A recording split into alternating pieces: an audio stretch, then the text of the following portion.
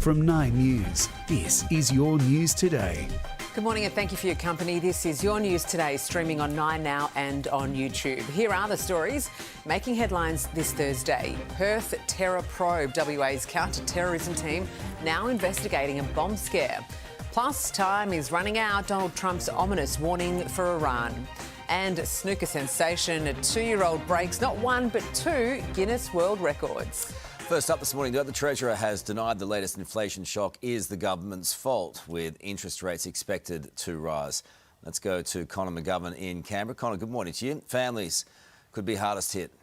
Just when we thought the cost of living crisis was behind us, Carl, the Reserve Bank now all but guaranteed to lift the official cash rate in its first meeting of the year next week. If that happens, a household with a $600,000 mortgage will have to fork out almost $100 more each month. Economists' expectations shifting after the ABS released its latest inflation figures. The cost of groceries, electricity, housing, all up, and with inflation outside the RBA's target range, all eyes will be on the Governor Michelle Bullock's call next Tuesday. Connor, Sarah. thank you. Experts are warning Sydney's shark threat is far from over as a massive bull shark is caught in the harbour. Let's go live to Jack Hahn, who joins us in Manly. Jack, this shark was a whopper.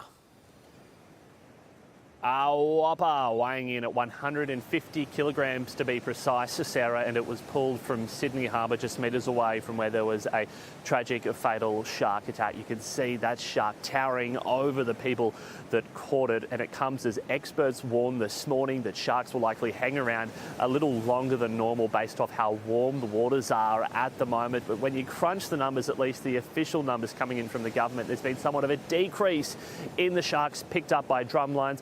427 in the last reporting period compared to 507 in 2023. Sarah. Jack, thank you.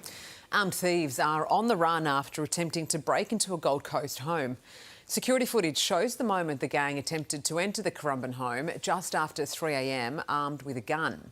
An alarm sent them running in a getaway car stolen from a Sydney family who was staying there on holidays. Donald Trump has sent a warning message to Iran saying time is running out to strike a nuclear deal as he bolsters military in the Gulf. Let's go live to Reid Butler in LA. Reid, good morning to you. A concerning development this morning.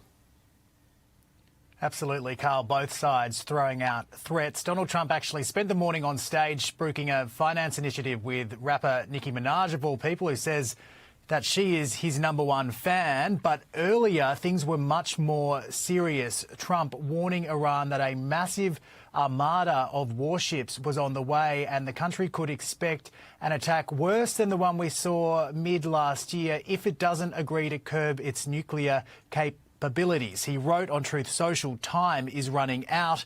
It is truly of the essence. We've also heard from the US Secretary of State Marco Rubio today. He has suggested that regime change may be necessary. The protests may have ebbed, but they will spark up again in the future because this regime, unless they are willing to change and or leave, have no way of addressing the legitimate and consistent complaints of the people of Iran who deserve better. Iran has responded, Carl, saying if pushed, it will defend itself with force never before seen. Reid, thank you. British Prime Minister Sir Keir Starmer has begun his 3-day visit to China. Starmer is set to meet with President Xi tomorrow, saying he hopes the trip will bring trade and cultural benefits to the UK while strengthening the nation's ties. It's the first visit to Beijing by a British Prime Minister in 8 years. Aussie teachers say they back the social media ban but feel unprepared to deal with it. Educators using YouTube in their lessons raising concerns it could send a mixed message to students because those aged under 16 are now banned. The top 4 men are through to the semi-finals of the Australian Open, with the women set to take centre court tonight. Let's go live to Stephanie Wacklewick, who joins us from Melbourne Park. Steph, good morning to you. It's the first time in over a decade we've seen the top 4 seeds locked in.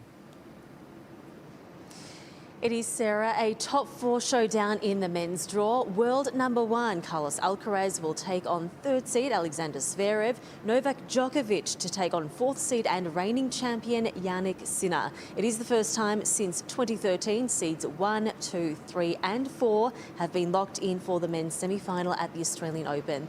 The women's semis will begin today. Arina Sabalenka to take on Elena Svitolina, while American Jessica Pegula takes on Elena Rybakina. Sarah. Steph, thank you.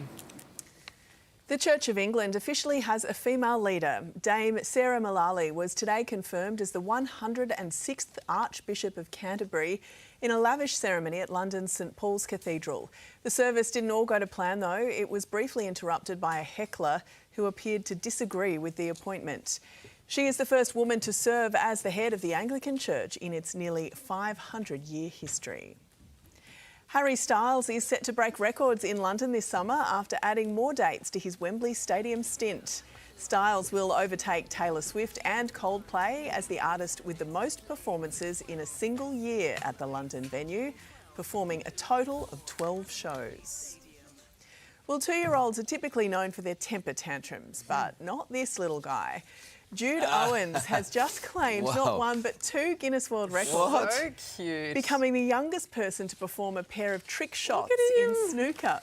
The toddler from Manchester only picked up a cue at the age of 2.5, getting his first record at 2 years and 261 days old, and then his second 41 days later. His small stature doesn't stop him playing on full-size tables. His dad has found the right height stool for him to use. That is adorable. Wowee, hey? What a cutie. A man is taking car detailing to a whole new level after his mates covered his car in a thick layer of Vegemite. What? Yes. That's delicious, but what a waste of good Vegemite. Social media creator Shami watched on as the iconic breakfast spread was smeared across every panel, handle and mirror of the vehicle. Online users seem to love the fresh paint job, with some joking the only thing missing is a fresh slice of toast. I would have to agree. Just run along the chassis. It's all there. You're feeling a bit hungry. Dip it. Let's take a look at the weather across the country now, and another day of blistering temperatures throughout inland South Australia, Victoria, New South Wales and Western Queensland. There is a cool change expected to bring the heatwave to an end from Saturday as it moves across Australia's southeast. Well, day 12, it is upon us and we have some semi-final action today. But what about last night as well? I definitely stayed up too late watching this one. Jannik Sinner he's already a 4-time Grand Slam champion. But the world number 2 says he's still learning off semi-final opponent Novak Djokovic, hailing him as the most professional player in the game. He has a huge package of experience, you know, with himself. You see him on the court, you know, he knows how to handle every situation in the best possible way. And me as a 24-year-old, I'm lucky to have someone like him, you know, in front of my eyes. So tomorrow the pair will meet for the 5th time in the semis of a major. Sinner has won the last 3 of them. Well, still on some tennis, and John Peers and Olivia Gadecki can become the first back-to-back mixed doubles winners in 37 years here at Melbourne Park. They'll play for the trophy tomorrow. Meanwhile, Jason Kubler and Mark Polmans play their men's doubles semi-final this afternoon on Rod Laver Arena.